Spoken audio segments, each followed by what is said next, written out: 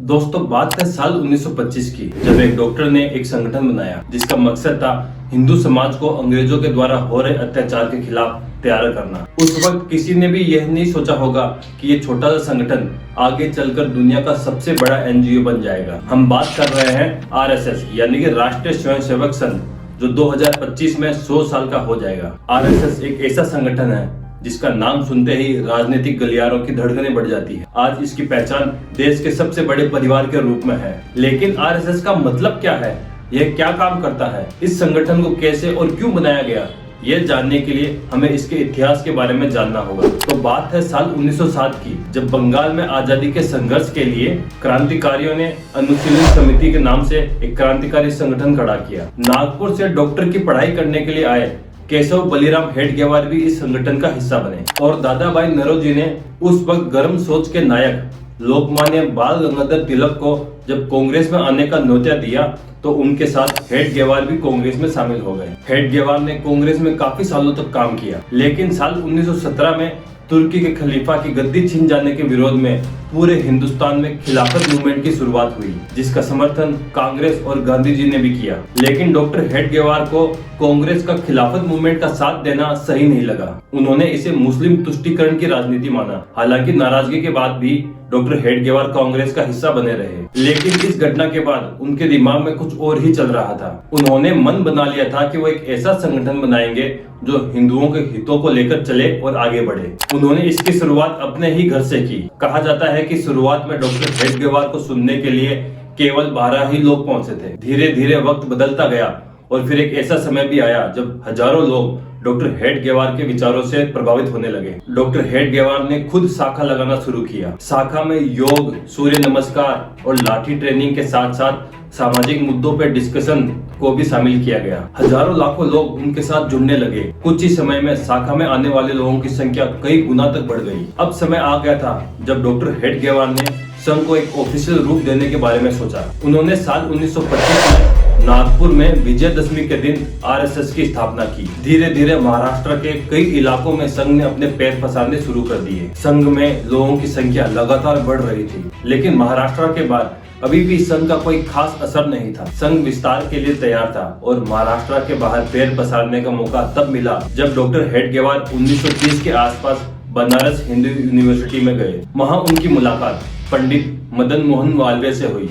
उन्होंने डॉक्टर हेडगेवार को बीएचयू के कैंपस में संघ का ऑफिस खोलने की परमिशन दे दी। वहीं बीएचयू में डॉक्टर हेडगेवार की मुलाकात एमएससी की पढ़ाई कर रहे माधवराव सदाशिवराव गोलवालकर से हुई। गोलवालकर बीएचयू में पढ़ाते भी थे, इसलिए सब उन्हें गुरुजी भी कहा करते थे। डॉक्टर हेडगेवार से मुलाकात के बाद गोलवालकर संघ के साथ जुड़ गए। लेकिन 1940 में डॉक्टर हेडगेवार की मृत्यु हो जाती है और फिर सर्वसहमति से गोलवालकर जी को आरएसएस का प्रमुख बनाया जाता है। गोलवालकर के लीडरशिप में आरएसएस की विचारधारा पूरे देश में फैलने लगी। अब बात करते हैं कि आरएसएस काम कैसे करता है और इसकी शाखाएं कहां-कहां तक फैली हुई है। आरएसएस की कंस्ट्रक्टिव अरेंजमेंट की बात करें तो आरएसएस 11 हिस्सों में बटा हुआ है। वो इस तरह से है: केंद्र, क्षेत्र, प्रांत, विभाग, जिला, तालुका, नगर, खंड, मंडल, ग्राम और शाखा। शाखा मतलब ब्रांच। और इसमें भी शाखा 5 तरह की है। पहला प्रभात शाखा, इसमें सुबह के वक्त सभी की मीटिंग होती है। दूसरी है संध्या शाखा,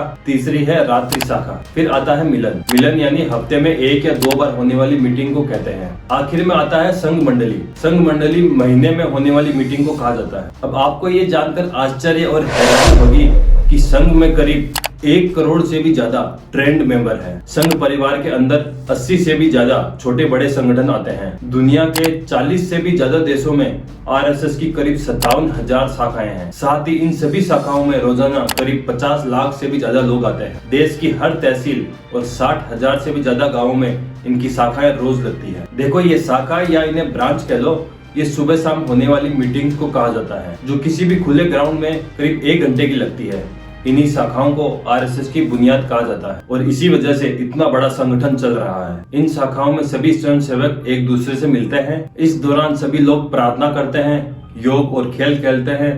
साथ ही ये लोग सामाजिक और राजनीतिक मुद्दों पर भी चर्चा करते हैं। इसके साथ ही यहाँ सरसंघ चालक को चुना जाता है और हर सरसंघ चालक अपने अगले सरसंघ चालक का चुनाव करता है। अभी वर्तमान में आरएसएस के सरसंघ चालक मोहन भागवत है। मैं आपको यहाँ बता दूं कि आरएसएस में जो भी अपने मन से आता है उसे स्वयं सेवक कहा जाता है। इसके अलावा अगर आरएसएस के विस्तार की बात करें तो आज पूरी दुनिया में आरएसएस के करीब 55 सब्सिडरी संगठन हैं, जैसे कि भारतीय जनता पार्टी, बजरंग दल, हिंदू जागरण मंच, राष्ट्रीय सेविका समिति, विद्या भारती, विश्व हिंदू परिषद, मुस्लिम नेशनल फोरम, नेशनल सिख संगत, स्वदेशी जागरण मंच, सेवा भारती, ऐसे और भी काफी सारे संगठन आरएसएस से जुड़े हुए हैं। अब बात करते हैं कि आरएसएस काम क्या करता है और इसका भारत और भारत के लोगों के लिए क्या योगदान रहा है। दोस्तों, आरएसएस समाज सेवा और सुधार के साथ साथ राहत और बचाव के कार्य भी करता है। यह काम आपदा वाली जगह और जरूरतमंद इलाकों में संघ के स्वयं सेवक करते हैं। इसके साथ ही देश में जातिवाद को खत्म करना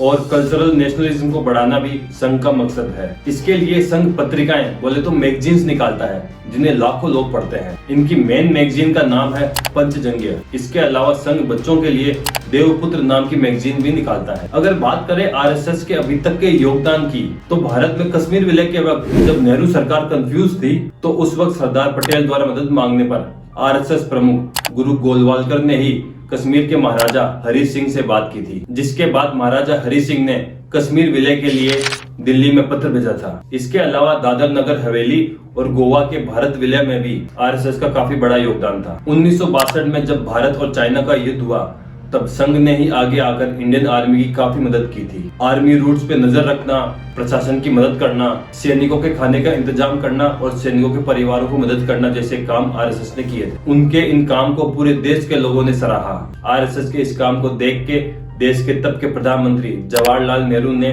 साल 1963 के 26 जनवरी की परेड में खास तौर पर आरएसएस को इनवाइट किया। करीब 3000 स्वयंसेवकों ने उस दिन राजपथ पे मार्च पास्ट किया। इतना ही नहीं, 1965 के भारत और पाकिस्तान के युद्ध में भी तब के प्रधानमंत्री लाल बहादुर शास्त्री ने संघ को याद किया था। उस वक्त घायल जवानों के इलाज के लिए सबसे ज्यादा ब्लड डोनेशन संघ के स्वयंसेवकों ने ही किया था। उस युद्ध में कश्मीर के हवाई पट्टियों से बर्फ हटाने का काम संघ के लोगों ने किया था। अच्छा, अगर आपको 1965 में हुए भारत पाकिस्तान के युद्ध के बारे में डिटेल में जानना है तो उस पे भी मैंने एक वीडियो बनाया है, जिसका लिंक मैंने डिस्क्रिप्शन में दिया है और ये आई बटन पे भी है। उस पर क्लिक करके आप वो वीडियो देख सकते हैं। आरएसएस ने इसके अलावा 1971 में उड़ीसा में आए भयानक साइक्लोन से लेकर के भोपाल गैस कांड तक, 1984 के सिख दंगों से लेकर गुजरात की भूकंप त्रासदी, सुनामी, उत्तराखंड की बाढ़ और करगिल युद्ध में घायल लोगों के बचाव कार्य तक संघ ने हमेशा आगे बढ़कर देश और देश के लोगों की सेवा की है।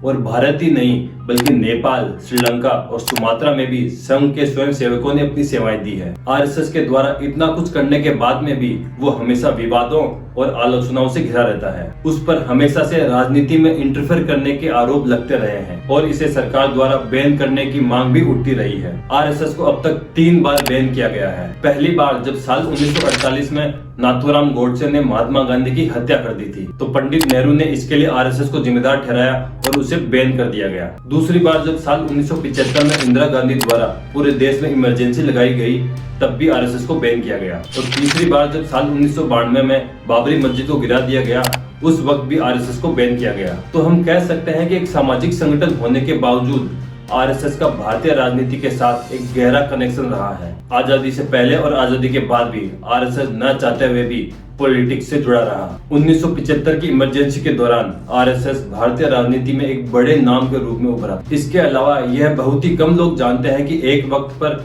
राजीव गांधी को भी आरएसएस के सामने झुकना पड़ा था। जब साल 1989 में राम जन्मभूमि के विवाद को लेकर के राजीव गांधी को अपनी सरकार गिरती हुई दिखाई देने लगी, उस वक्त राजीव गांधी ने आरएसएस से अयोध्या मुद्दे को लेकर के बात करने की कोशिश की थी, लेकिन आरएसएस ने राजीव गांधी के साथ बात करने के लिए मना कर दिया था, क्योंकि संघ उस वक्त अयोध्या को राजनीति में नहीं घसीटना चाहता था। और फिर अयोध्या मुद्दे के बाद राजीव गांधी सत्ता से बेदखल हो गए, जिसके बाद लालकृष्ण आडवाणी ने वीपी सिंह की सरकार का साथ दिया। लेकिन वीपी सिंह ने जब रिजर्वेशन का दाव खेला तो सारे पासे पलट गए। उस समय संघ को एक बड़ा झटका लगा और इसके साथ ही संघ को यह महसूस हो गया कि राजनीति को अयोध्या के साथ जोड़ना ही होगा। इस दौरान जब रिजर्वेशन की आग फैली तो भारतीय राजनीति में हलचल मच गई थी और संघ भी एक्टिव हुआ और विश्व हिंदू परिषद के साथ मिलकर अयोध्या राम जन्मभूमि आंदोलन में साथ देने का फैसला कर लिया। दोस्तों, जैसा कि मैंने पहले बताया कि राजनीति की वजह से आरएसएस हमेशा आलोचनाओं से घिरा रहता है। ऐसा इसलिए भी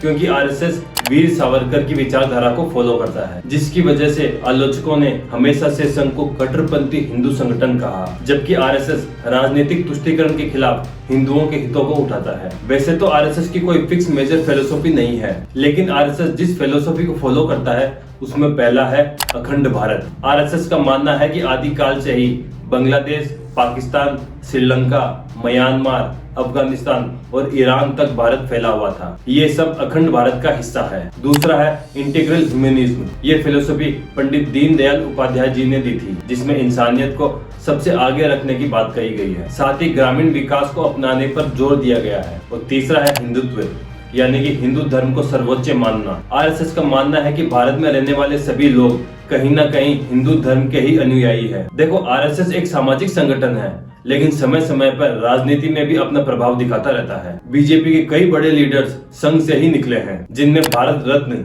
स्वर्गीय श्री अटल बिहारी वाजपेयी, लाल कृष्ण आडवाणी, हमारे प्रधानमंत्री नरेंद्र मोदी और होम मिनिस्टर अमित शाह भी शामिल हैं। इसलिए इनके कार्यों में भी संघ की विचारधारा की छाप दिखाई देती है। तो दोस्तों, 1 कांग्रेस से शुरू हुआ ये संगठन आज पूरे भारत में ही नहीं बल्कि पूरी दुनिया में फैला हुआ है। आज आरएसएस 97 साल का हो चुका है और 2025 में ये 100 साल का हो जाएगा। दुनिया में शायद ही किसी संगठन की इतनी आलोचना हुई होगी जितनी की आरएसएस की हुई है, लेकिन इसके बावजूद भी आरएसएस अपने विचारों को लेकर प्रतिबद्ध है और अपने उद्देश्यों को लेकर के आगे बढ़ रहा है। आज आरएसएस की पॉपुलैरिटी इतनी ज्यादा है कि आप भारत के किसी भी कोने में हो, आपको आरएसएस के होने का एहसास हो ही जाएगा। तो दोस्तों, ये सब था आरएसएस यानी कि राष्ट्रीय स्वयंसेवक संघ के बारे में। आपको ये वीडियो कैसा लगा मुझे कमेंट बॉक्स में लिख के जरूर बताएं। साथ ही मेरे चैनल को सब्सक्राइब करें ताकि आने वाले नई वीडियोस के नोटिफिकेशन आपके पास पहुंच जाए। वीडियो पसंद आया हो तो इसे लाइक करें और अपने दोस्तों और रिश्तेदारों के साथ शेयर करें।